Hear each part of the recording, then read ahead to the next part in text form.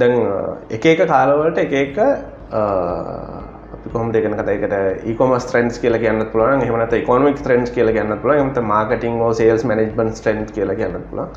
ඉතින් අපි ඔය එක එක eras ගැන කතා කරොත් marketing වලත් අපි කතා කරනවා selling era, product era එහෙම කියලා.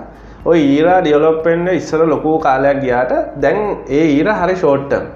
එතකොට ඔය dropshipping, door to door selling ඔය ඔක්කොම ඒ වගේ තව evaluate ඒ කියන්නේ evolution එකේ එන පොඩි පොඩි steps විතරයි. එතකොට ඕනම කෙනෙක් දන්නවා ඕනම business curve එකක early stage එකට එන කට්ටිය. ඒක network marketing වෙන්න පුළුවන්. ඔය අපි කතා කරන්නේ මේ හරි වැරදි වැඩක් කියලා. ඉතින් ඒවා ඔය gold coin ඔය හැමදේම ගත්තාම early stage එකේ entry වෙන කට්ටියට ඇත්තටම profit එකක් තියෙනවා. ඒකේ downfall එකකුත් තියෙනවා. මොකද 10ක් ගත්තොත් 7ක් විතරම වැටෙනවා, 3ක් විතර තමයි upgrade වෙන්නේ. නමුත් ඒ early stage ඕකේ involve වෙන කට්ටියට ඇත්තටම තියෙනවා.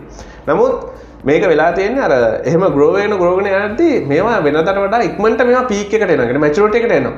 එතකොට දැන් මම හිතන්නේ dropshipping කියන concept එකත් දැන් almost maturity level එකට ඇවිල්ලා. දැන් ලංකාවේ ඔය online කරන dropshipping ගැන කතා කරන්න තියෙන forum සහ ඒ අදාළ Facebook පිට follow කරන ඕනක් කෙනෙකුට ඔයගලන්ට පෙනේ නිකන් ගිහිල්ලා බැලුවොත් කට්ටිය කිව්වොත් එම freelancing, dropshipping අපි තමු ඔය Etsy වගේ direct selling ඒවත් එක ගත්තොත් prioritize කරන්න කියලා dropshipping දැන් නම්බර් 3ට වගේ තියෙනවා.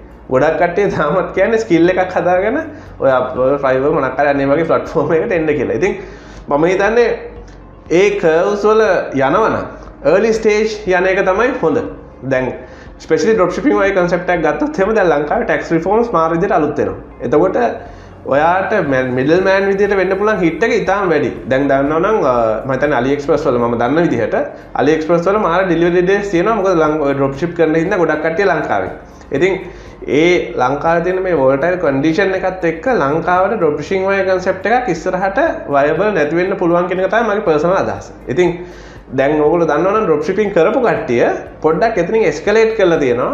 ඒගොල්ලෝ මේ China වල තමන්ගේම warehouse එකක් අරගෙන එතෙන්ට බඩු ටික ඔක්කොම stock කරලා මෙහෙට deliver කරගන්නවා එකපාරට. එතකොට tax එන්නේ ගොඩක් වෙලාවට package එකකට එකපාරක්. internal items වලටත් වඩා. ඉතින් අර ඒ වගේ tactics පාවිච්චි කරනවා. මම හිතන්නේ dropshipping වලින් එහාට ගිහිල්ලා ඒ වගේ tactic එක evolve කරන්න ඕනේ. එහෙම නැතුව dropshipping කියන concept එකෙන්ම සල්ලි හොයන්න යන කෙනෙක් ඉන්නවා නම් මම හිතන්නේ ඉස්සරහට ඒක ටිකක් අමාරු වැඩක් වෙයි කියලා. අයිබෝවන්. මගේ නම චතුරංග අබේසිංහ. අද මම ඔබව හමු වෙන්නේ eLearning.lk platform එක හරහා දත්ත විද්‍යාව පිළිබඳ හැඳින්වීමක් ලබා දීමට. දත්ත විද්‍යාව ලෝකයේ ඉතාමත් ප්‍රචලිත සීග්‍රයෙන් දියුණු වෙන ඉතාමත් විශාල අපසරයක් තියෙන විෂයපතයක්. නමුත් ලංකාවේ මේ පිළිබඳ දැනුම අවම වශයෙන් තමයි තියෙන්නේ. විශේෂයෙන්ම සිංහල භාෂාවෙන් මෙම විෂය කියලා දීම ඉතාමත් අඩුවෙන් තමයි සිද්ධ වෙලා තියෙන්නේ. මෙන්න මේ අරමුණ සඳහා අපි ඔබ සඳහා සූදානම් කරගෙන තියෙනවා කොටස් 10කින් යුතු පාඩම් 10ක්. මේ 10 තුලින් ඔබට දත්ත විද්‍යාව පිළිබඳ මූලික අවබෝධයකුත් දත්ත විද්‍යාවෙන් ඔබට තෝරාගත්ත හැකි කොටස කුමක්ද, ඒ ඔබ තවදුරටත් අධ්‍යයනය කරන්නේ කොහොමද කියලා අවබෝධයක් ලබා ගන්න පුළුවන්. මේ නව දැනුම ලබා ගැනීම සඳහා අපිත් එක්ක එකතු වෙන්න කියලා මම ඔබට ආරාධනා කරනවා.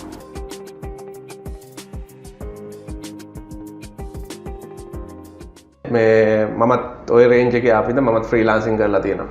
එතකොට ඔයාට ඉනිෂියල් කැපිටල් එක නැත්තම් ඔයගේ ෂෝට් ටර්ම් ගේනින් ඒවට එන්ටර් වුණාට කමක් නැහැ කියන එක තමයි මගේ පර්සනල් මතය. මොකද හිතන්න අපිට ඉන්හෙරිට් නැත්තම් බැංක් ලෝන් එකකින් ලොකු සල්ලියක් එන්නේ නැත්තම් මොකක් හරි ඔයාගේ ඔප්ටිමම් ගෝල් එකකට යන්න ෆික්ස් ඩිපොසිට් එක.